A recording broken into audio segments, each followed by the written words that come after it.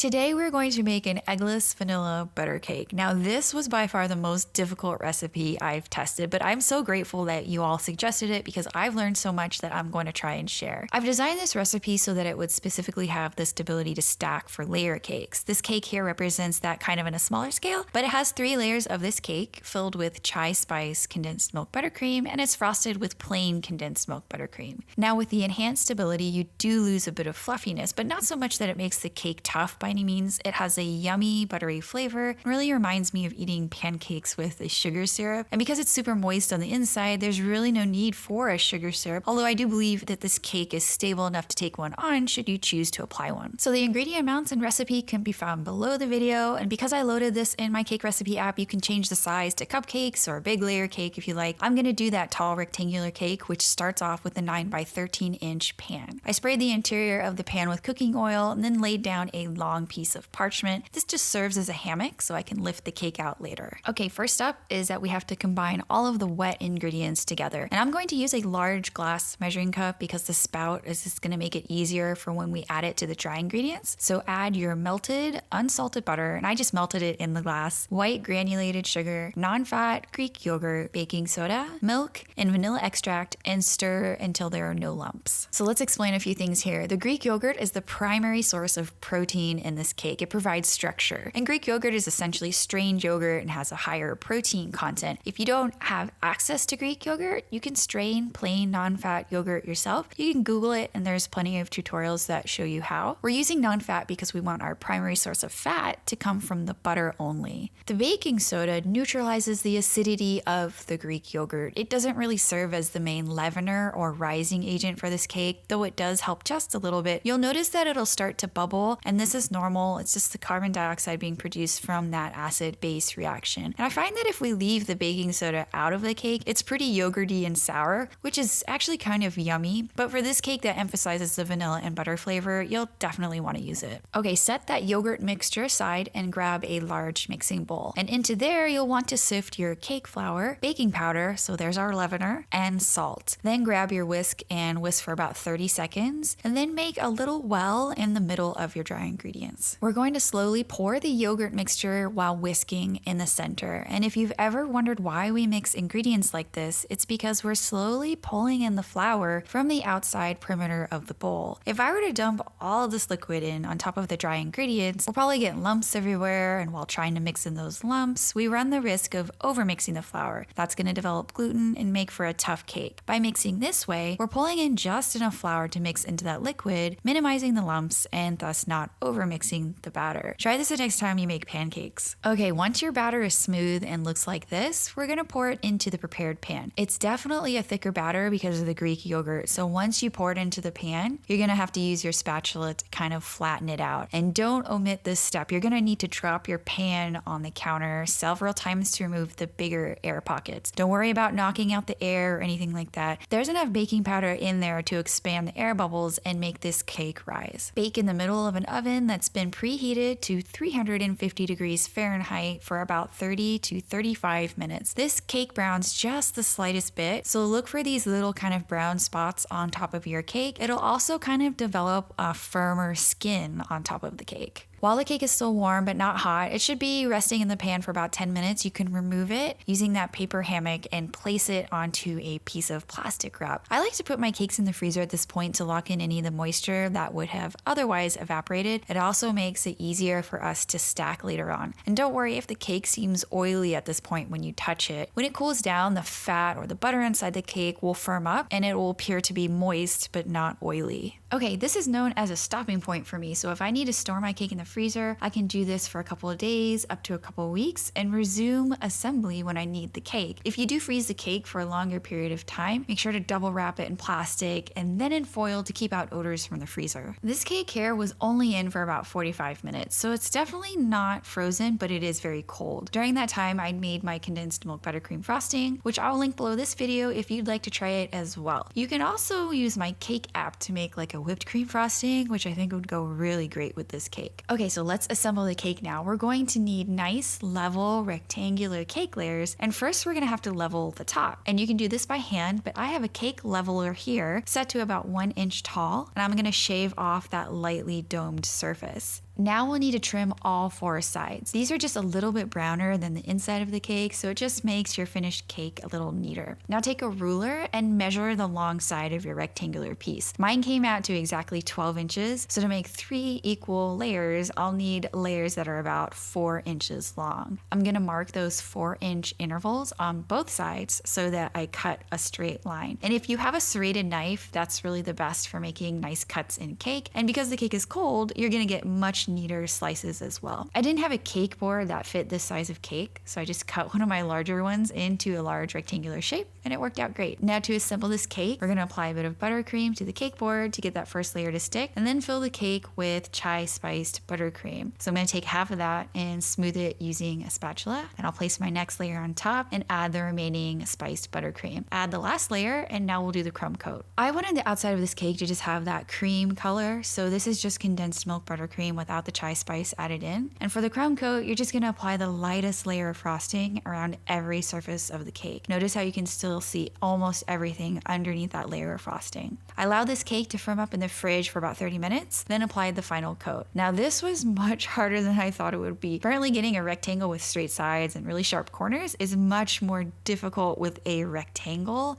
or a rectangular 3D shape than a cylinder of cake with circle layers.